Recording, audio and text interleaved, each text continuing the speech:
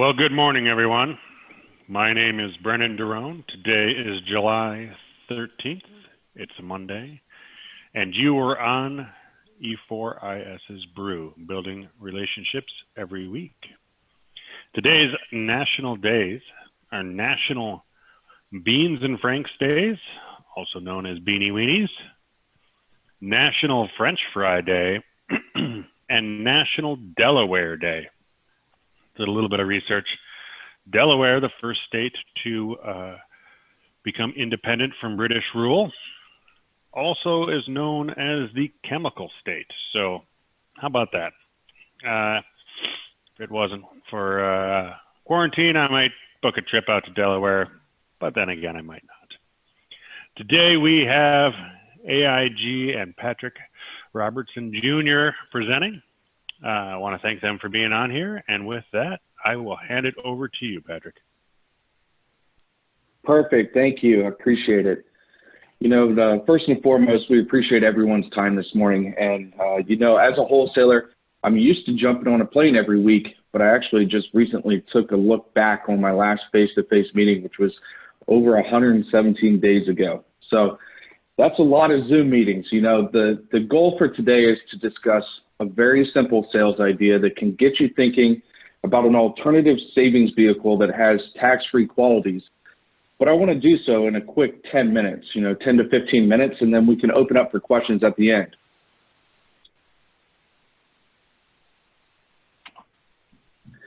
Now with that, today we're going to discuss a new framework that you can increase sales, but also help diversify your client's overall portfolio.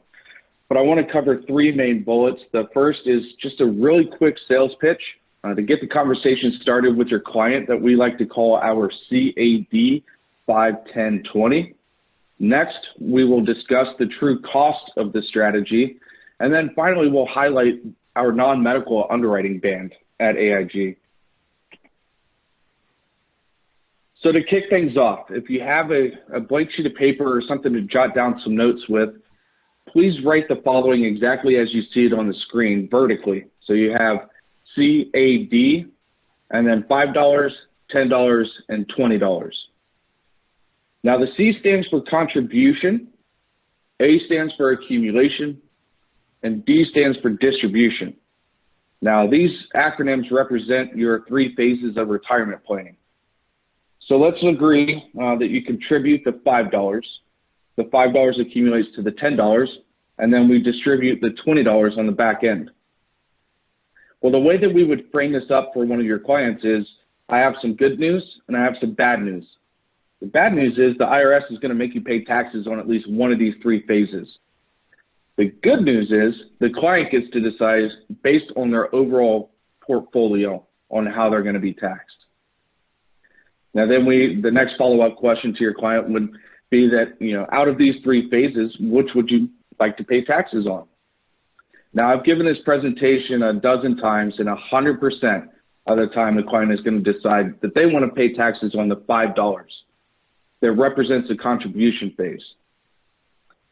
However, where does the majority of the population's retirement assets sit?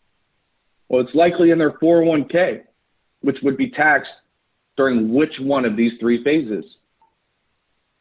That's right, the distribution phase, which for this example would be the $20.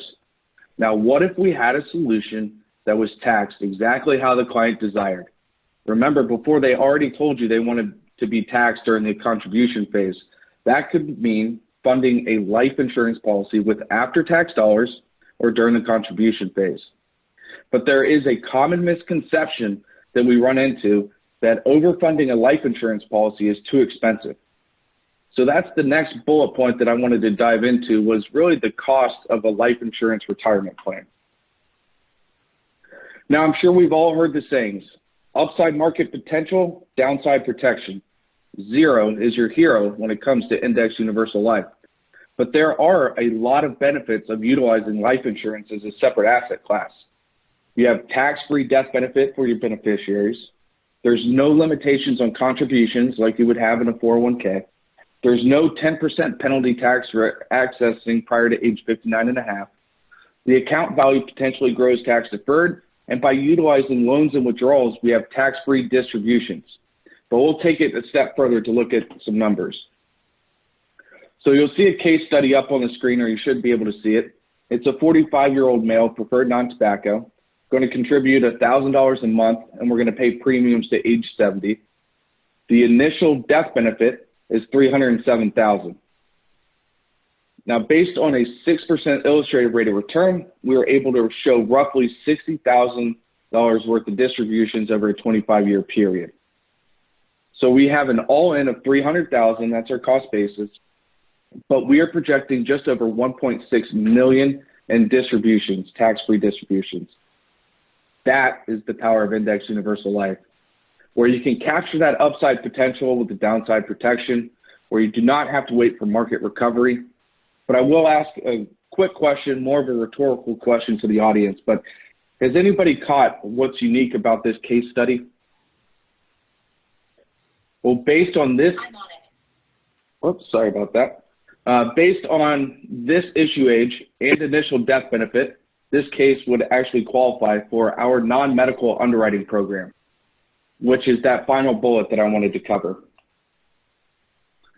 Our non-medical underwriting band at AIG is up to age 50 and $1 less than $500,000. So that's $499,999. There's no exam, no labs, no APS. It's just an MIB, motor vehicle report, and a prescription check. But from an underwriting perspective, we offer up to preferred best down through a table E, so you're not stuck with just standard rates, which is common in some of the fluidless underwriting programs. We also allow our accelerated access solution, which is a chronic illness rider. Now, I do drink the AIG Kool-Aid, but we like to think that we have one of the more consumer-friendly chronic illness riders in the industry. It's an indemnity benefit, which means no receipts required. They can use those funds however they see fit. And we also offer a care coordination benefit as well. So during that claims process, we will help the insured and the owner on the policy.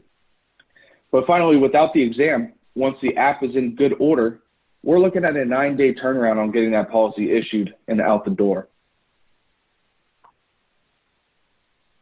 So how did we get today's conversation started? Remember, we kicked it off with that CAD 51020 sales idea. The IRS is going to make you pay taxes on at least one of those 3 phases. The good news is it's up to you and the client on which phase they get taxed on. And Index Universal Life is an efficient alternative that they may not have even considered yet. Then we discussed the common misconception that overfunded IUL is too expensive. Remember, for $1,000 a month on a 25 pay, we projected just over $1.6 million in distributions. And then finally, we discussed what was unique about the case study we looked at. The case study would have qualified for a non-medical underwriting process where there was no exam, no labs, and no APS. It's just an MIB, motor vehicle report, and prescription check. Now, as we kind of close this out, I want you to think of 2 clients that you had a solid relationship with, where there's a significant amount of trust and they act on your recommendation. Write down those initials for that client on the CAD 51020 sheet that you had earlier, and please reach out to E4 and their teams. They are one of our premier partners. They're excellent in running these kind of case designs. And we do have some supporting marketing materials that cover each of these bullet points that we discussed today. And remember, what's unique about the CAD 51020 is you might have jotted it down on a sheet of paper, but we actually categorize this as one of our napkin sales ideas because it's a very simple way that you can sit down with a client. Maybe you find yourself coming off the golf course and sitting in and grabbing a cocktail. You can quickly jot down CAD 51020, and just by asking 2 questions, you can steer them in the conversation of utilizing life insurance as an alternative savings vehicle. And also the chronic illness rider. Now, statistics show that 80% of older adults will experience a chronic disease, or they can't perform 2 out of 6 activities of daily living. Utilizing our chronic illness rider on a life insurance policy can help protect your assets under management as an advisor, because the owner of the policy can accelerate their life insurance death benefit to help pay for those expenses while on claim. So with that, I hope over the last 10 minutes or so, you found at least one value add that you can take away from today's discussion. I greatly appreciate your time during this virtual environment that we find ourselves in. And with that, I'll turn it back to E4 and open up for any questions you might have. Thank you, Patrick. If you have questions, now is the chance to unmute yourself and go ahead and ask. I will say when I first wrote down CAD, I didn't know if we were going to be funding something in Canadian dollars, which I was going to find that interesting, but we didn't. And I like it. It is simple. As we all know at E4, I like to make things simple. We all like to make things simple. So with that, if there are any questions, please go ahead and ask. Otherwise, could we get a better explanation of the chronic illness? How much you can access of the death benefit or how that works? Sure. So with our chronic illness rider, you can elect 2%, 4%, or what we call the IRS max per diem. Now, the IRS max per diem option would be factored on the per diem at the time of claim.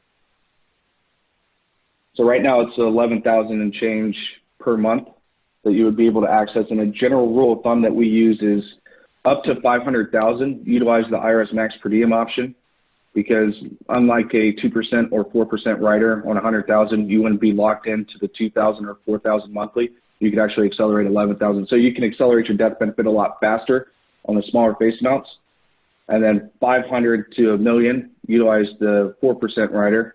And then really anything over a million face amount, we utilize the 2% rider, because at AIG, we will cap you at the IRS max per diem.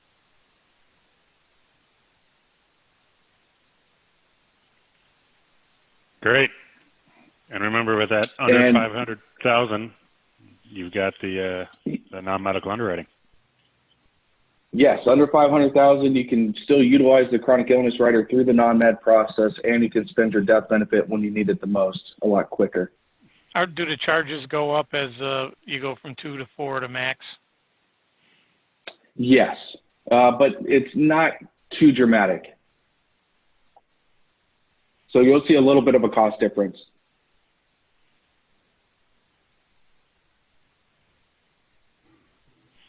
All right. Are there any other questions? And I will do a summary of today's presentation. I will make sure that you guys have the hyperlinks. We have a few marketing pieces that back up each of these. I'm pulling them up now. So we got a 2-page flyer on the 5/10/20. It really breaks down the benefits of life insurance. Then we've got the cost of alert is the name of the piece that we have here. It's that case study that we looked at, and then just some bullet points on our non-med. So I'll make sure that you guys over at E4 have this to distribute to everyone that attended. Well, thank you, Patrick. Thank you, everyone. Stay healthy and safe, and we will see you next week. Thank you, guys. I really appreciate it.